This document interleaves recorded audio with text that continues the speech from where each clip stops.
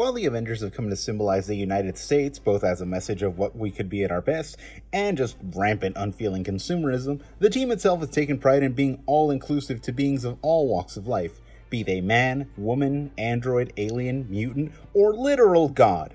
And I suppose one could make the argument that this is still meant to represent this country at its best. I guess I'd agree with that too, now that I think about it. Regardless, in this video, I'd like to talk about Avengers who are of Earth, but were born away from the land of freedom and cheeseburgers. These aren't in any particular order, but I'm going to number them anyway, because YouTube loves lists. Does this please you, algorithm? Damn you, notice me! Let's get started. Let's start with an obvious one. T'Challa, the Black Panther, King and Protector of Wakanda. Aside from being one of the few heroes from Africa in the comics, he also has the distinction of being the first black character with superpowers. Not African American, however, because, again, not American. That distinction actually goes to Falcon. Good job, buddy! You're doing great! While he initially debuted in the Fantastic Four comic, it didn't take him long to join the team in Avengers number 52, which I actually covered at some length in this video that I'll link right here. Take that as you will, please do, enjoy. But since then, he's been an indispensable member of the team, and he's loving it, this guy. Alright, moving on. Let's continue with some sort of obvious ones, shall we? The Maximoff twins, Wanda and Pietro, Scarlet Witch and Quicksilver, both joined at the same time after most of the original Avengers left, leaving only Captain America as the remaining member. So they're some of the senior-most Avengers of the team, which is cool. Both born in Serbia, the pair have had quite the long history in Marvel Comics, starting out as X-Men villains, then becoming some of the senior-most Avengers, and, in the last 30 years, Wanda's been kind of at the center of most crazy events. Seems like she's always trying to muck something up, or trying to set the record straight after she mucks something up. Point is, Wanda's mucked something up and Quicksilver annoys people. That's basically all you need to know. Alright, continuing. Here's one who always kind of gets a funny look when you mention him to non-comic book fans. Hercules. Yeah, just Hercules. Not someone pretending to be Hercules. It's just Hercules from Greek mythology, which is kind of awesome when you think about it. It's funny, people really don't think about Thor that much. But, Hercules always kind of gets a second look, which is kind of funny. Anyway, of course, Hercules was born in ancient Greece. He's a human-Olympian hybrid because his dad is an awful being. You should read it. I'm not going to talk about it here, but he's an awful being.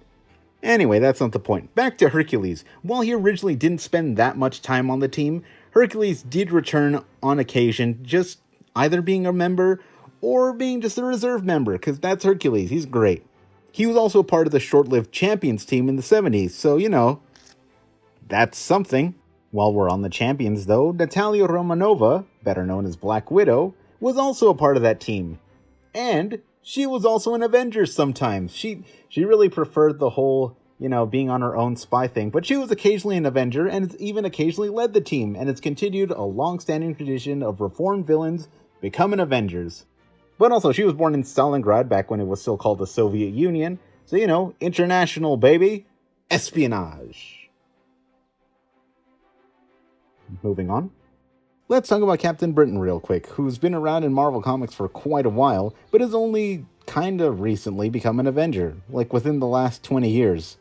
The interdimensional energies that power him were originally only isolated to his home country, then they were transferred to being isolated to only his suit, and now it varies on his confidence, which, for my generation would mean that some people have way too much of his power, and others would have a depressing lack of it. He's also a renowned scientist, so, good for him. And as you can tell by his name and costume, he is obviously Australian. I guess we'll add this one here, because, where else are we going to put him? Wolverine's an X-Men, an Avenger, everybody knows him, and he's Canadian, alright? There, I mentioned Wolverine. We're not going to talk about Wolverine, though, alright? Everybody talks about Wolverine. What do you want?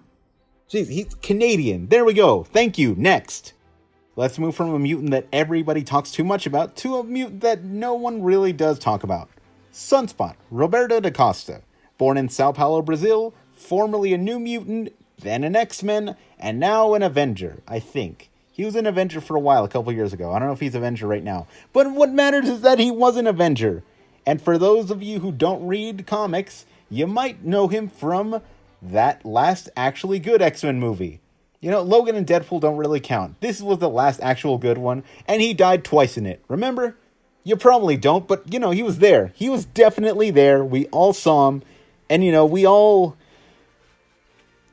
saw that nothing else can really be said. It's Sunspot, all right? He's an Avenger. He's Brazilian. I don't want to talk about Wolverine, guys. Okay? Gah.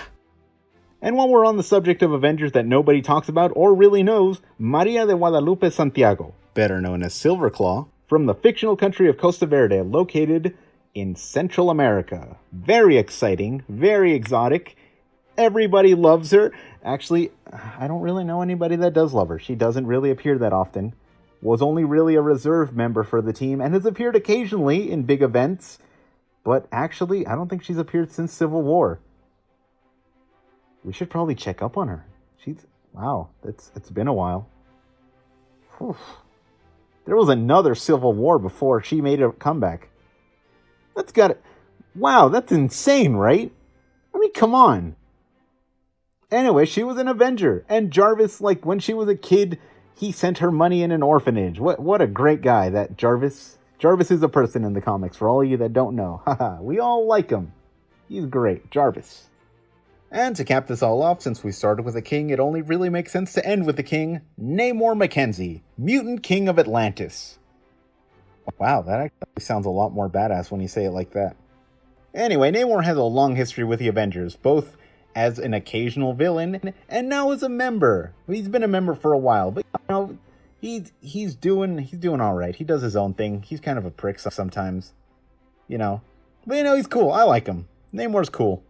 And even though he gets on everybody's nerves and has a long history of being an anti-hero and picking on other super teams, he actually has a really long history with Captain America, as they fought along side by side in World War II as that era's Avengers, known then as the Invaders, which I think is pretty sweet. You know, bust that trivia out at a party or social gathering or whatever. That'll really go over well, I think. Anyway, that's it. That's the list. And with that said, who's your favorite non-American Avenger? Let me know down in the comments. And if you like this video, hit that like button. Or subscribe if you want to, why don't you? This is Tales to Showcase. I'm the Watcher of New Earth. There are videos here sometimes. Eventual is quickly wrapping up, so the videos are going to be kind of dwindling after that. But you know, there will be a new one tomorrow. I assure you of that. So if you liked that, you know, stick around. It'll be fun. Alright, hope you enjoyed this, and as always, thank you for joining me. This has been the Watcher of New Earth. Goodbye.